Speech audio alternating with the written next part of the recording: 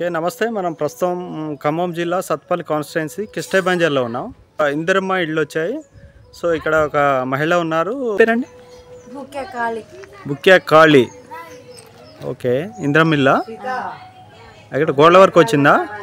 అయిపోయింది. సెంటరింగ్ దొరకలేదని చెప్పి ఇప్పుడు ఎన్ని బిల్లు వాడా? ఓకే ఎంతమంది పిల్లలు? ఓకే ఇప్పుడు ఇల్లు ఇచ్చారు కదా గవర్నమెంట్, హ్యాపీనా? గవర్నమెంట్కి ఏం చెప్తాం? రెండు బిల్లు ఇప్పుడు బిల్స్ ఏమన్నా లేట్ అయినాయా? కాలేదా? వెంటనే పడుతున్నాయి? పడ్డాయి. ఇప్పుడు ఎన్ని బిల్లు పడ్డాయి? ఇంకొకటి పడాలా? ఇప్పుడు ఏది పడాలి? స్లాబ్ పడ్డ తర్వాత ఇంకో బిల్లు వస్తుందా? సో బిల్లు ఏమి లేట్ అనేది ఏమన్నా? ఓకే హ్యాపీనా అంతా? మీ ఊర్లో ఎన్ని కడుతున్నారు ఇట్లా?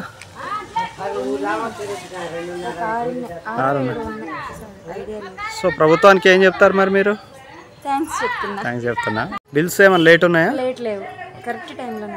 బుక్యా ఓకే.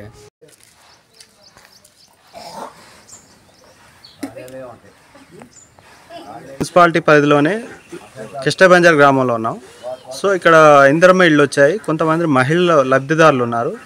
సో అసలు బిల్లు సరిగ్గా పట్టడం లేదంటున్నారు. కొంతమంది గవర్నమెంట్ ఏమో పడ్డాయి వెంటనే అని చెప్తున్నారు. సో అసలు వాళ్ళతో ప్రత్యక్షంగా మనం మాట్లాడటం కోసం వచ్చాం. సో ఏం పేరండి మీ పేరు? నాగస్వప్న. ఇంటి పేరు? పసుపులేట్ నాగస్వప్న. సో ఇప్పుడు మీ ఇల్లు స్లాబ్ పడ్డదండి? స్లాబ్ వేసారా? ఓకే స్లాబ్ ఎన్నాళ్ళైంది వేసి? 25 డేస్ అయింది. ఇప్పుడు మీకు కట్టిన తర్వాత ఇప్పుడు ఎన్ని బిల్లు వచ్చినాయి? వెంటనే వచ్చాయా? అంటే పని కాగానే త్వరగా వచ్చాయా? సో ఇప్పుడు పునాది బిల్స్ మంచిగా వచ్చినాయా? సో మరి ఇందిరమ్మ ఇళ్ళు ఎన్ని వచ్చి ఉంటాయి మీ ఊళ్ళో సుమారుగా? వచ్చినాయా? మీకు ఇంతకుముందు మీరు గడ్డింట్లో ఉండేవాళ్ళ ఎలా? సో హ్యాపీ అయినా ఇప్పుడు? అరే మంచి పకడ్బందీగా మంచి చాలా బాగా కట్టారు ఇల్లు అయితే. కట్టారు, బిల్స్ కూడా వచ్చాయి. సో గవర్నమెంట్కి ఏం చెప్తారు? బిల్లులు వెంటనే వస్తున్నాయి. వచ్చినందుకు గర్వకారణంగా ఉంది. Thank you. ఇల్లు ఇచ్చినందుకు సత్పల్లి ఎమ్మెల్యే గారికి, రెవెన్యూ గారికి.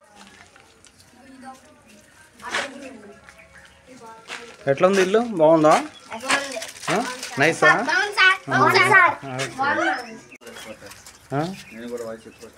కాంగ్రెస్ నాయకులు ఉన్నారు. పసుపులేటి శ్రీని గారు, ఆయనే చెప్తారు. అసలు చెప్పండి శ్రీనివాస్ గారు, ఎన్ని ఇళ్ళు వచ్చినాయి, ఏంది అసలు ఇల్లు బీఆర్ఎస్ టైంలో ఎన్ని వచ్చినాయి, ఇప్పుడు ఎన్ని వచ్చినాయి, అభివృద్ధి ఎట్లా ఉంది కాంగ్రెస్ ప్రభుత్వంలో చెప్పండి. నా పేరు పసుపులేటి శ్రీనివాసం అండి, కిస్టే బంజర్ కల్లూరు మున్సిపాలిటీ. మాకు 2006లో కాంగ్రెస్ ప్రభుత్వం జలగ వెంకటరావు గారు ఉన్నప్పుడు కిస్టే బంజర్కి ఒక 5 వచ్చినాయి అండి ఇల్లు, ఇందిరమ్మ ఇల్లు. 5 మధ్యలో మళ్ళీ టీఆర్ఎస్ ప్రభుత్వం 10 సంవత్సరాలు పరిపాలించింది. ఈ 10 సంవత్సరాలు ఒక ఇల్లు కూడా ఇవ్వలేదండి.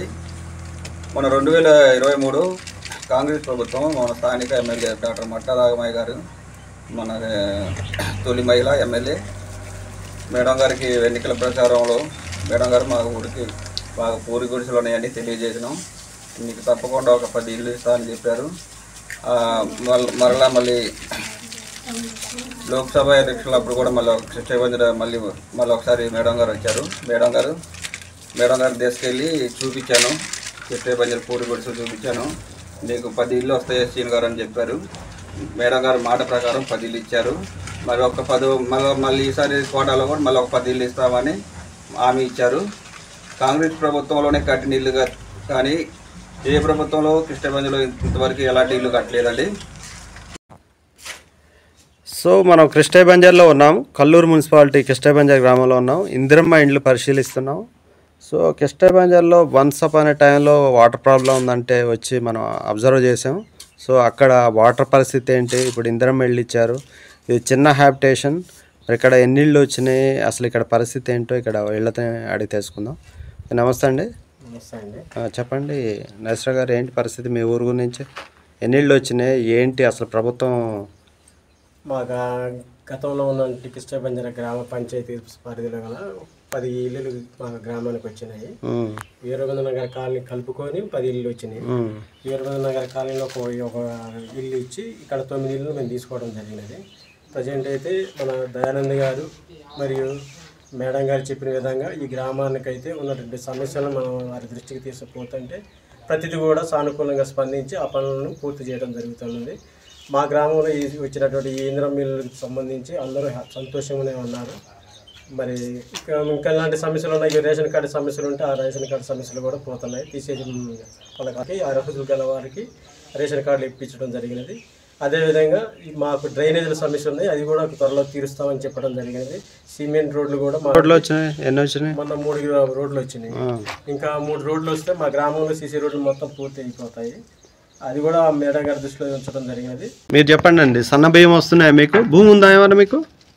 ఏం పేరు మీ పేరు? లక్ష్మి గారా? ఓకే, ఇప్పుడు మీకు సన్న బియ్యం ఏమన్నా వస్తున్నాయా? కోట బియ్యం తింటారా? తింటున్నారా? ఇంతకుముందు ఎట్లుండే బియ్యం? కొంచెం లావు ఉండేదా? మరి కరెంటు, ఉచిత కరెంటు వాడుకుంటున్నారా అండి? సో ఇంతకుముందు నేను వచ్చినప్పుడు మీ ఊర్లో కొంచెం వాటర్ ఇబ్బంది అవుతుందని చెప్పారు అప్పుడు. మరి ఇప్పుడు ఆ సమస్య తీరిందండి? నీళ్ళు వస్తున్నాయి మంచిగా? అదే చెప్పండి శ్రీనివాస్. ఈ కృష్ణబంజర గ్రామంలో చాలా వరకు బీఆర్ఎస్ పార్టీలో రాకపోయినా కానీ కాంగ్రెస్ ప్రభుత్వంలో మంచిగా ఇల్లు వచ్చినాయి. అందరికీ సానుకూలంగానే ఉంది, మంచి పద్ధతిగా ఉంది. ఇంకా అదే ప్రకారంగా ఇంకొక 10 ఇళ్ళు కనుక వచ్చినట్టయితే ఇక్కడ ఇల్లు కట్టించుకునేటోళ్ళు కూడా ఇక ఎవరు ఉండరు. 3 రోడ్లు ఇచ్చారంటే మరి రోడ్లు ఇచ్చారు. నీళ్ళ సమస్య తీరిందా? నీళ్ళ సమస్య ఒకప్పుడు బాగా ఇబ్బంది పడ్డాం. ఇప్పుడు ఆ నీళ్ళ సమస్య నుంచి పూర్తిగా బాధలు అనేవి లేవు. మేడం గారి దయ వల్ల మంచిగానే ఇప్పుడు పర్వాలేదు, బాగానే ఉంది, పర్వాలేదు. కాంగ్రెస్ ప్రభుత్వం మంచి అభివృద్ధి కూడా ఉంది. మాకు ఈ అనుకూలంగా ఉన్నటువంటి మా శాసనసభ సభ్యురాలు మరియు రాష్ట్ర కాంగ్రెస్ నాయకులైనటువంటి దయానంద్ గారు, మట్టా రాఘమయ్య గారు మాకు ఎలాంటి సమస్య వచ్చినా వారి దృష్టికి తీసుకుపోతే ఆ సమస్యని తక్షణమే పరిష్కారం చేయడం జరుగుతున్నది.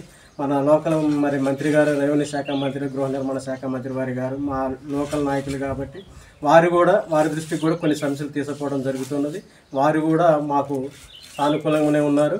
కాబట్టి మాకు అన్ని విషయాలలో తోడు నీడగా ఉంటారంటే మా రాఘమయ్య గారికి, దయానంద్ గారికి కృతజ్ఞతలు తెలియజేస్తున్నాం.